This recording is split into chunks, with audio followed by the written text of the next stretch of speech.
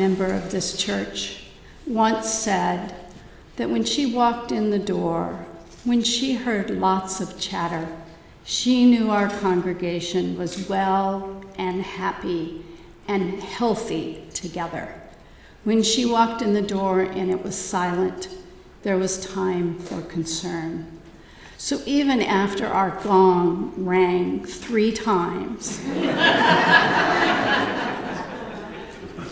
welcome to the Unitarian Universalist Church of Pensacola.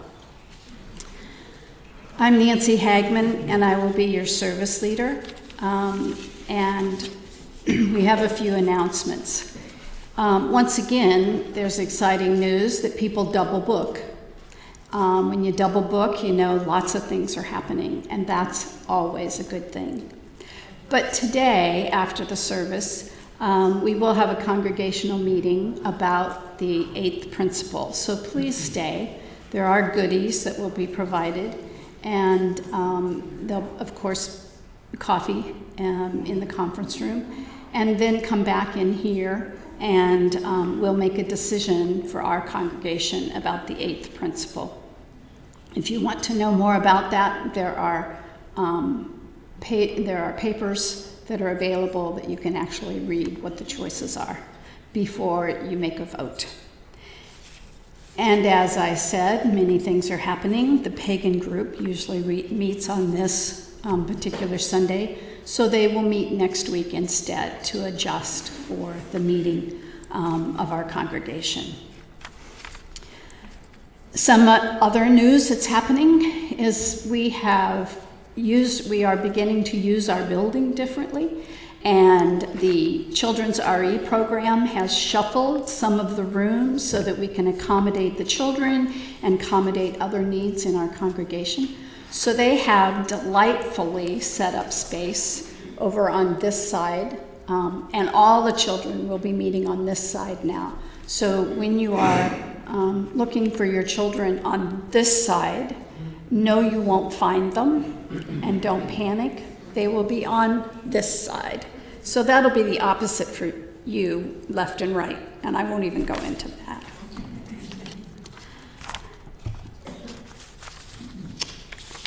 I believe we still have some petitions. If you haven't signed them, they're in the back. They are for helping us to have clean water rights and also abortion rights. They are just petitions. It doesn't say which way you're going to vote.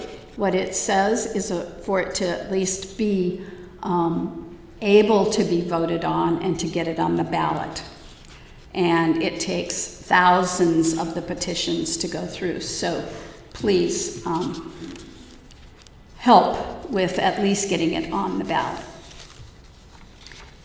In a couple of weeks, we will be honoring sort of the new moon and the solar calendar with the first of the feasts. In the year calendar or the Yule calendar, the first feast is always in August. So the first Sunday in August, we're going to celebrate that.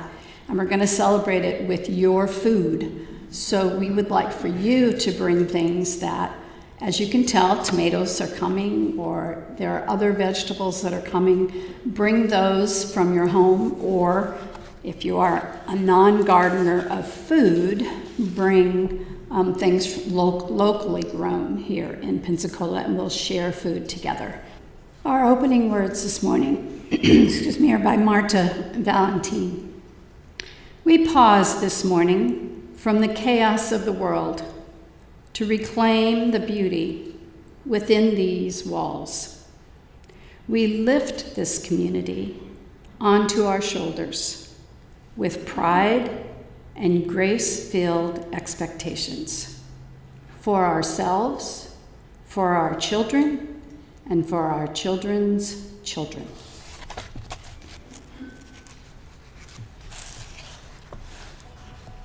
And the chalice lighting today will be lit by our speaker, Stacey Kostevicki. It took me years to learn to say her name all in one syllable, because there's no syllables in it. It's Kostevicki. It's all the same. Our chalice lighting today is adapted. We light this chalice to help us move from untruth to truth, to help us move from ignorance to wisdom, to help us move from anonymity to love, to help us move from bondage to freedom. And we rededicate ourselves before this light to affirm and practice truth, wisdom, love, and freedom, today and in the days to come. And we will have some meditation music today, live. It'll be instrumental, and I'm proud to introduce one of our members who came to us one time and said, "I'd like to play." And we said, "Oh, we'd love it." And he said, "You would?" And we said, "Yes." Rick Kendall. First piece, this piece is called Free, and it happened the day before yesterday, and I sent it to a friend, and I didn't know what to call it, but she said, "It sounds very free," so that's what this is.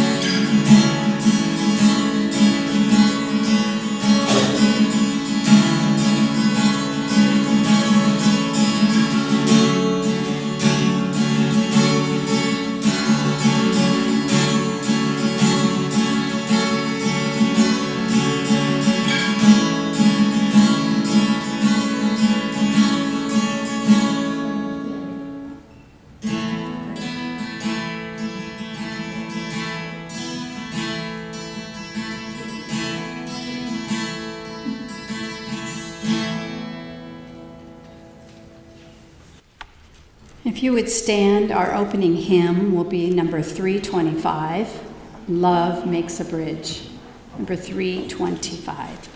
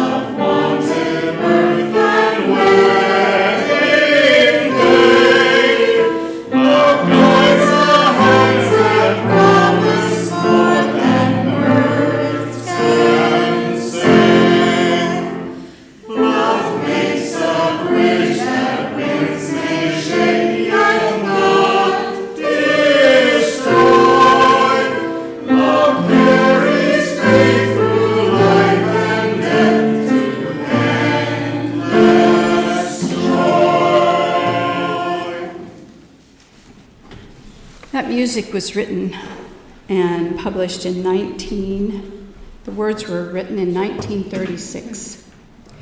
So interesting that love builds a bridge from heart to heart when we are blind and freedom is banned. And it couldn't have been more appropriate for a time in our lives now. We will share together our covenant, and it will appear on the screen. Love is the spirit of this church, and service is law. This is our covenant, to dwell together in peace, to seek the truth in love, and to help one another. This is a time for all ages. And the title of this is, The Flower in the Sidewalk.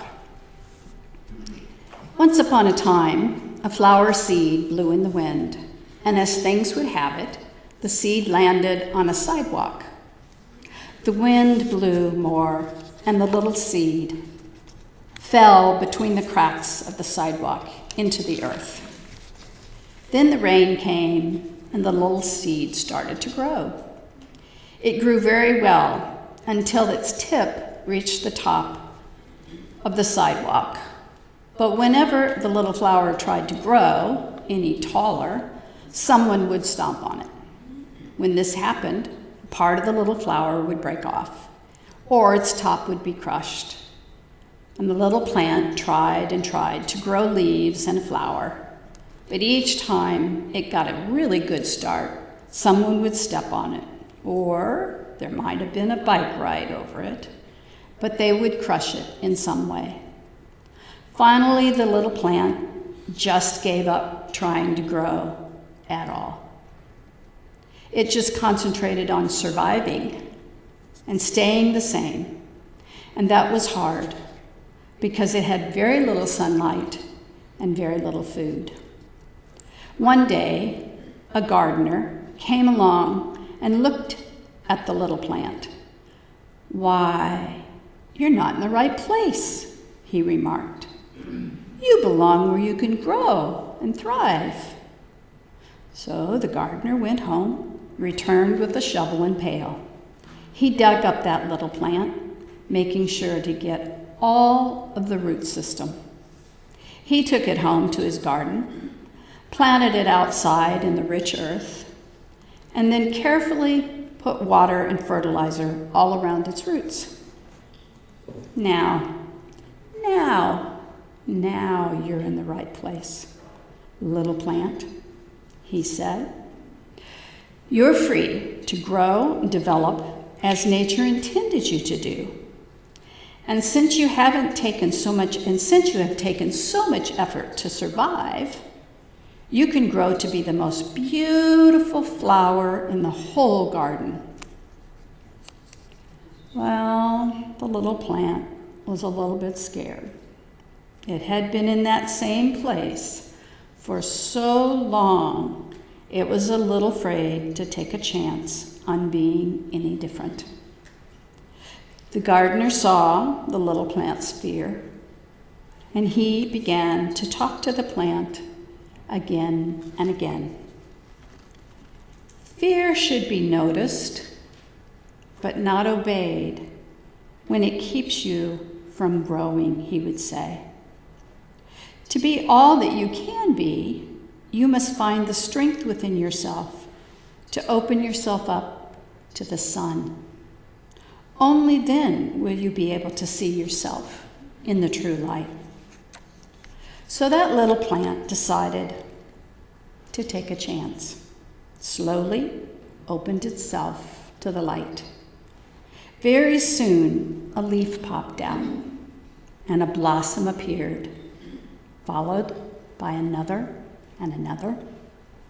Before long, people came from miles around to admire the big, beautiful plant.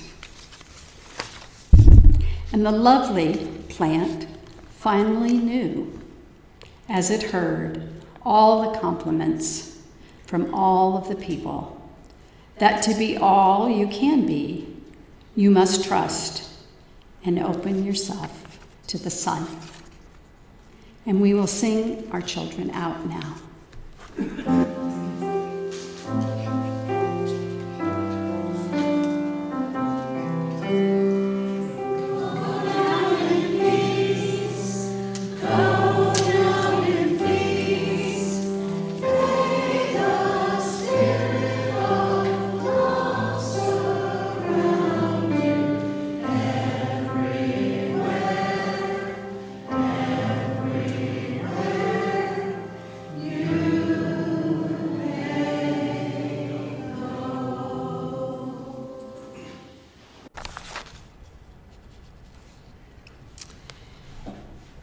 And now we have a public service announcement.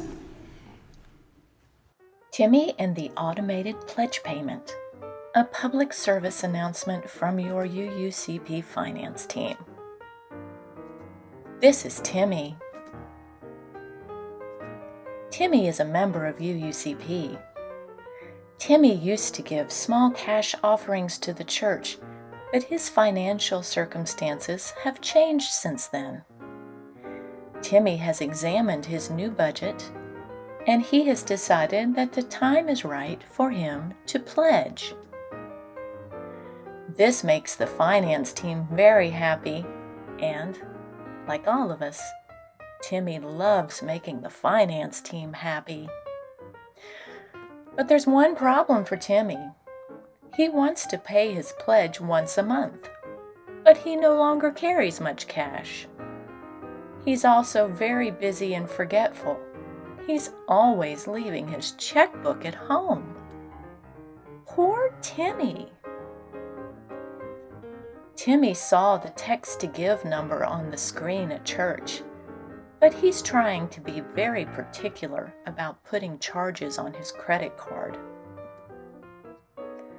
But if he doesn't bring a check to church, and he doesn't use text to give, what's poor Timmy to do? Timmy got an idea. He considers himself a 21st century fellow, and he uses online banking to pay some of his bills, like his car payment, which are the same amount every month. Could he use his online banking to pay his pledge? Yes, he can. He can use his phone app or his computer. Timmy went to his bank's website, which may look different from yours, to the Bill Pay section, and entered UUCP as a payee. He put in the amount he wanted to pay and made it a recurring payment once a month. Now, the church gets a check from Timmy's bank in the mail every month, right on time. And Timmy doesn't have to worry about it at all. And unlike text to give, it doesn't cost Timmy or the church a penny. Timmy's pledge-paying worries are over. Yay, Timmy!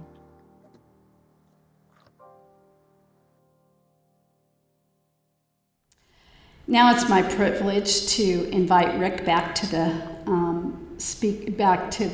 front. He has another song for us, "Child of Light," and then the offertory slide will also show during this time as he plays for us. Thank you, Rick. This piece of music was written a lot of years ago, I won't say how many, but it was a very dark time for me.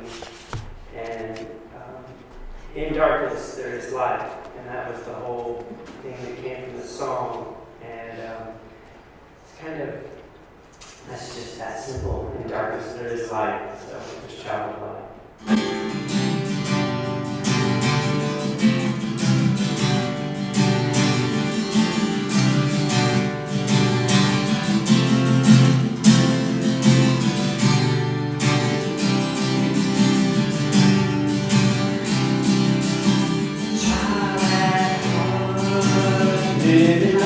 light, sing with you, only make the feelings straight.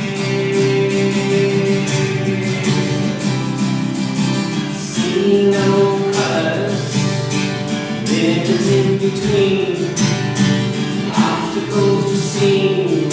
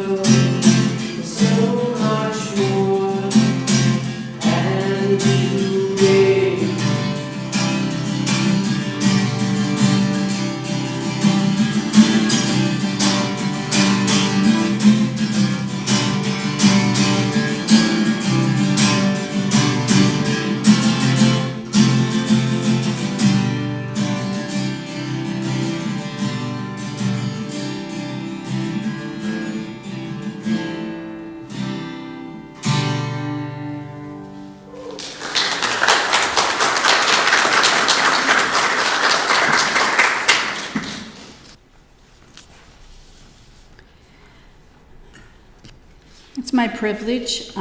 Several years ago, I was working at the Kids House. I worked for Lutheran Services, and we relocated to the Kids House, and I was there about 17 years. And at one point in time at the Kids House, they'd had a couple of directors, and they were looking for a new one. And the administrative assistant in my office at that point said, if they could possibly get Stacey Kostevicki, it would be wonderful and miracles would happen at the Kids House. And they did. They hired Stacey. My memory with Stacey is being very careful what I suggest, because she will already have it started and probably done to move a wall. I said it would be nice if we had more spacing. Let's move a wall. And the contractors were there. And I said, well, it was just a thought. Well, it wasn't a thought for Stacey. It was a to-do. And it gets to done. She's been at the Kids House now for 13 years. Her husband George has joined us today for this service as well. When I ask her what she's about, she says, I am solution focused, and she is. The Kids House has expanded and expanded and expanded. And when you ask what her vision is, oh my gosh, watch out, because you may be a part of it. Joe Vinson serves on the board and has created videos. As I was leaving the Kids House, he did a video with me and took pictures, and I said, I'm leaving. And they said, that's okay. Sadly enough, they have not done any new videos, so I'm still there with pictures. And I still have people in the community say, I've seen you before. And I went, yeah, I'm sure you have. Have you been to the Kids House recently? And they will say, yes. And I go, okay, you don't really know me, but that's my picture. So I'm sure it's on her to-do list to get a new video and new pictures for the Kids House advertising. And I would encourage her to do that. She's asked us to show a video that explains the Kids House really well. And then I am pleased to announce, not only as the director of the Kids House, but my friend, Stacey Kostevicki.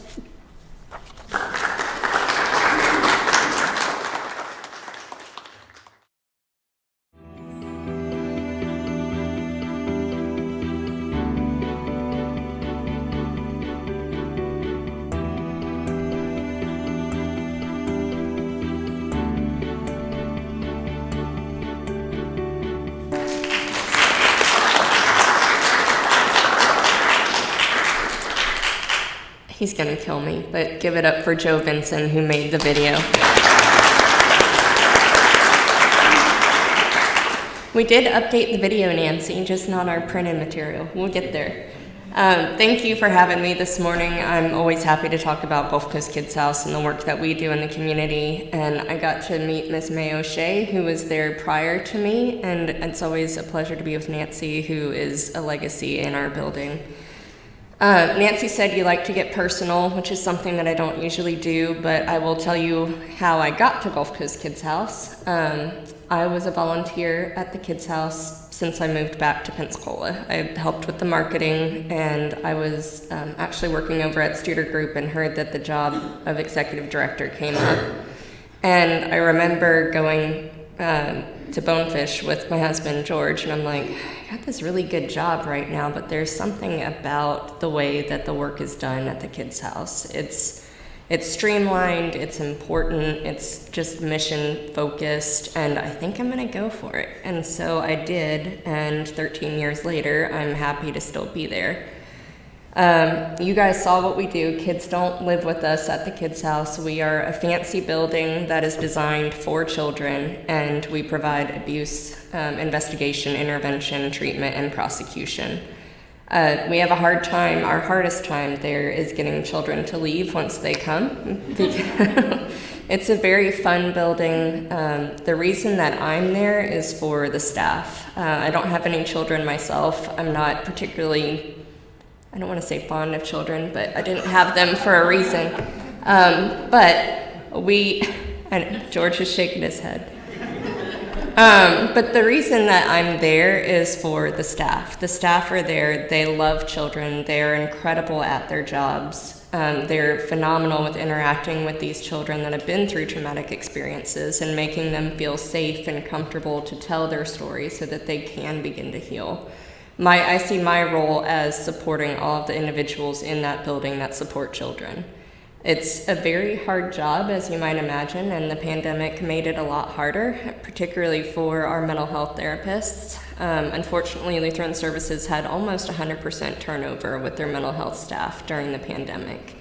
As you can imagine, it was such a tender time for all of us mentally, and then as a therapist, you are dealing with your own trauma of the pandemic, and then you're going in and hearing children and adults talk about their sexual abuse. And so many of our therapists decided to go into private practice and to work on things like marital issues, because that was a little bit more palatable while they were surviving their own personal challenges with the pandemic.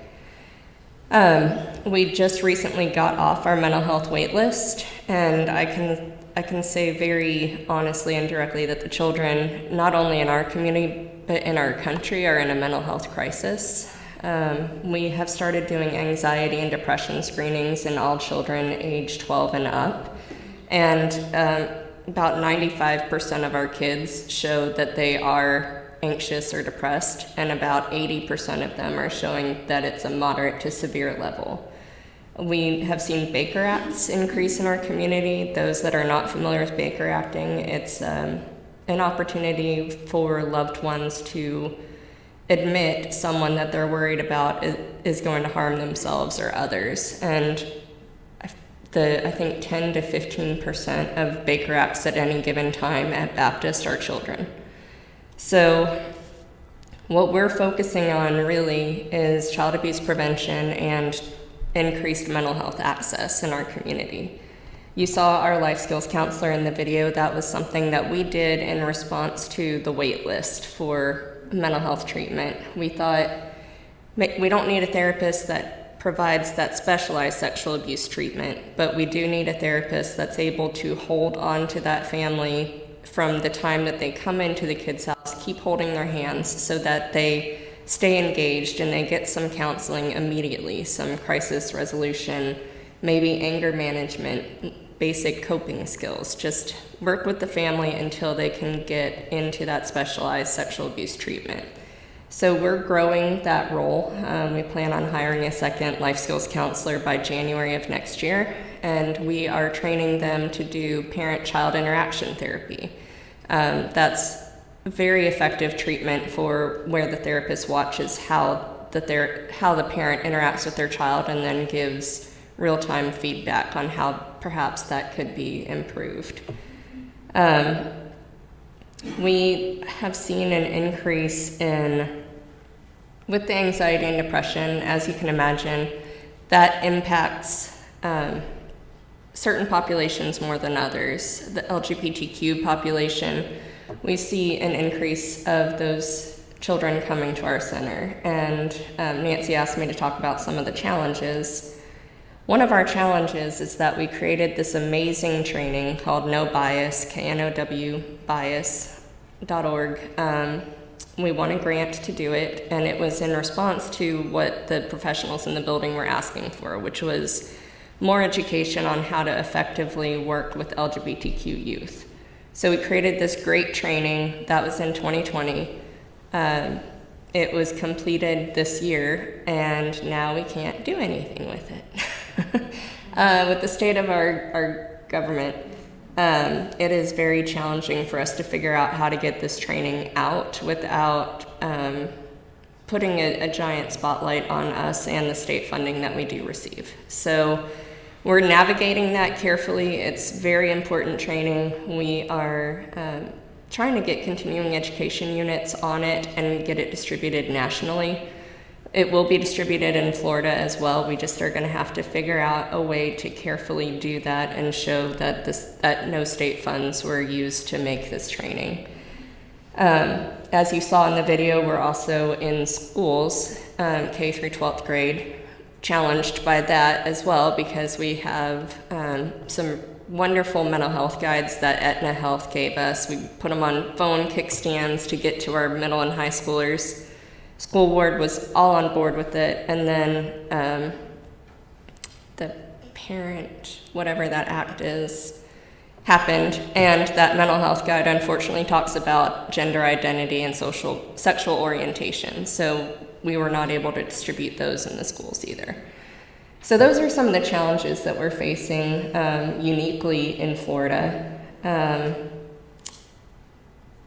But we're seeing a lot of success with other things. One thing that we saw and that we're growing as well is when we're working with children that have been sexually abused, we also work with their non-offending caregiver. So they receive counseling and mental health therapy at the same time.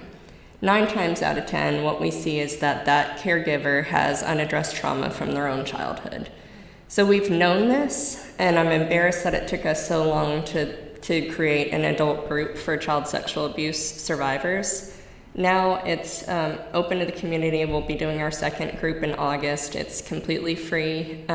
Nancy has jumped on board to help lead that group. But it's a way for us to reach out to adults that had been victimized as children, have never talked about it, have never brought that darkness into the light, and receive counseling so that that abuse cycle doesn't continue. We are also next year is our 20-year anniversary, so we'll be kicking off a capital campaign. As big as we are, a 17,000 square foot building, we're out of space. Especially when you consider the army that we're trying to raise to provide mental health counseling for all the children in Escambia County. Currently, 1 in 10 children are listed as a victim in an abuse report in our county.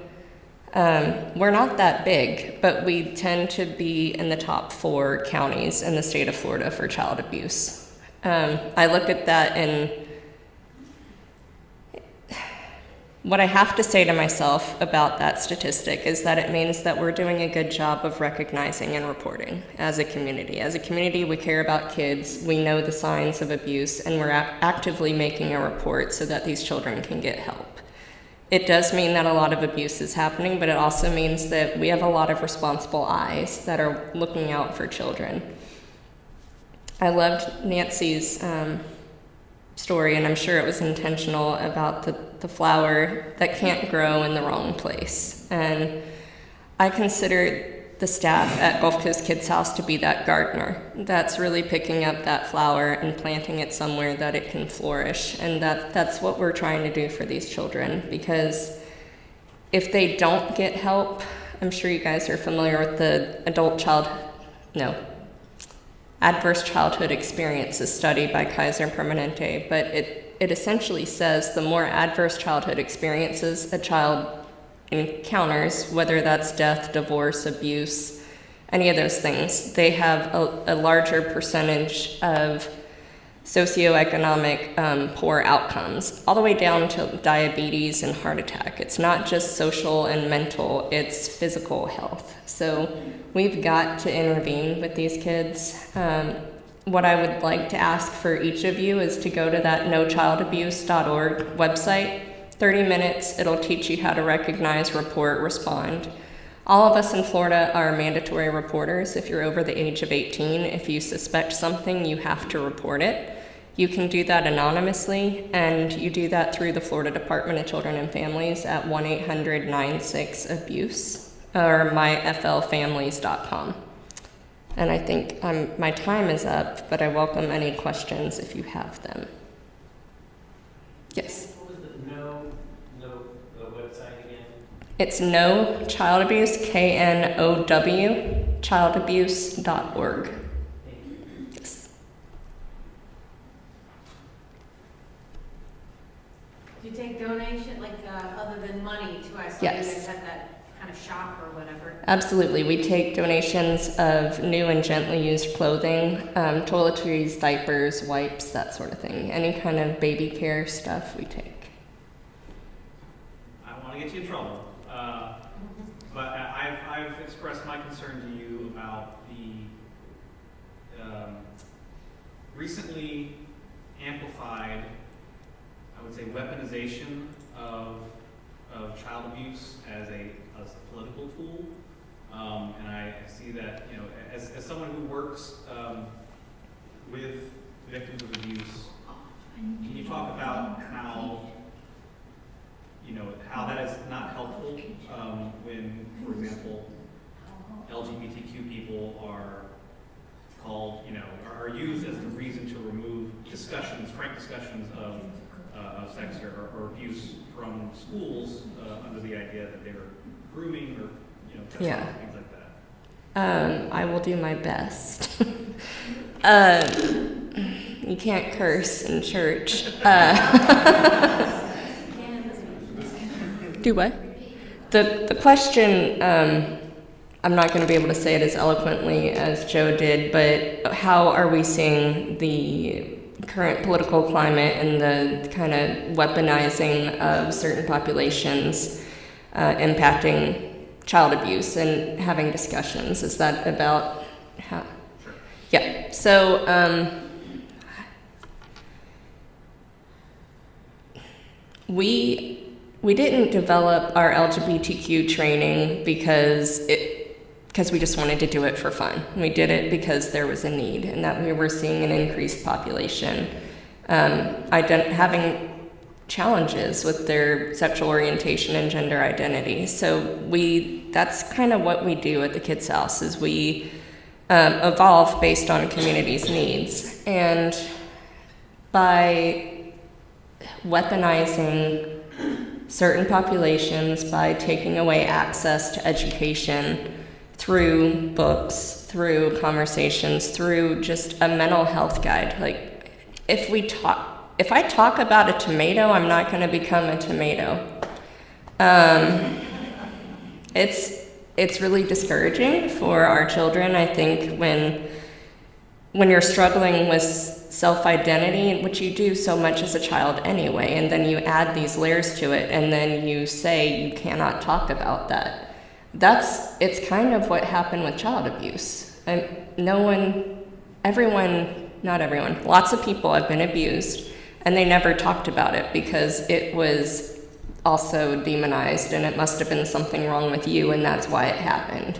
And I feel like that's what our current government is doing to children that are just trying to find themselves. And I don't know how to fix it except get out there and vote and continue to talk to your own children early and often about not only their body, their identity, but their boundaries. I mean, we tell people all the time the biggest predictor of child abuse is access, because children don't know what they don't know. So you talk to your kids early and often. You have a penis, you have a vagina, use the right words, and make sure that they know that you're a safe person for them to come to, that no matter what they come to you with, it's not their fault and you're going to support them. I don't think I answered that, but... No, that's great. And I know you've relayed an anecdote about using the right terminology where a victim was... Yes. So the reason that that's important, in the South we have a lot of cute words for body parts, but if a child comes to you, what we had happen is a child said that someone touched their cookie. And you're like, okay, well, that's good. You should share your cookie. She wasn't talking about her cookie. And so if we use cute terms for basic parts of our body, we've got hands, eyes, nose, throat, penis, vagina, okay? Don't stigmatize it, it's normal, and then if the child does try to tell you that something happened to them, it's very clear. And we don't end up getting in a forensic interview talking about a cookie and losing the court case. Yes, ma'am. When we were first getting the Kids House established, the highest rate of sex abuse of children in this area was the highest in the entire nation. Is that still the case? It is not the case, not in the entire nation, but like I said, we do remain in the top 4 counties in Florida, and we're not a particularly large county.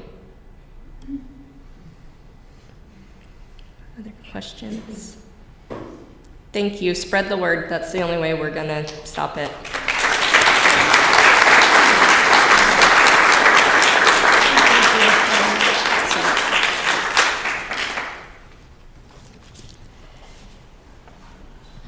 And we are going to have a closing hymn. You may stand, and it'll be in the teal book, but it will not be 1032. It will be 1012, I believe.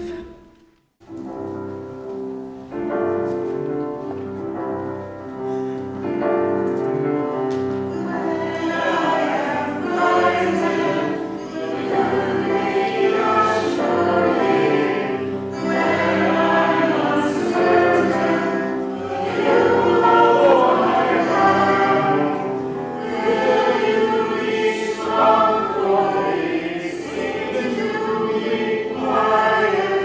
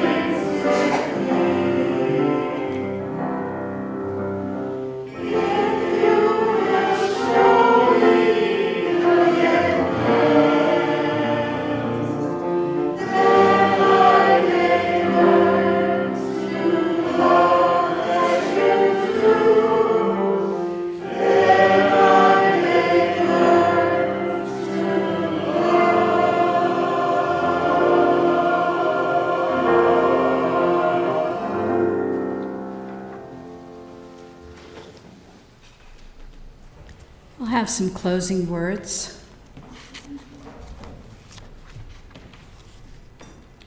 We have a calling in this world.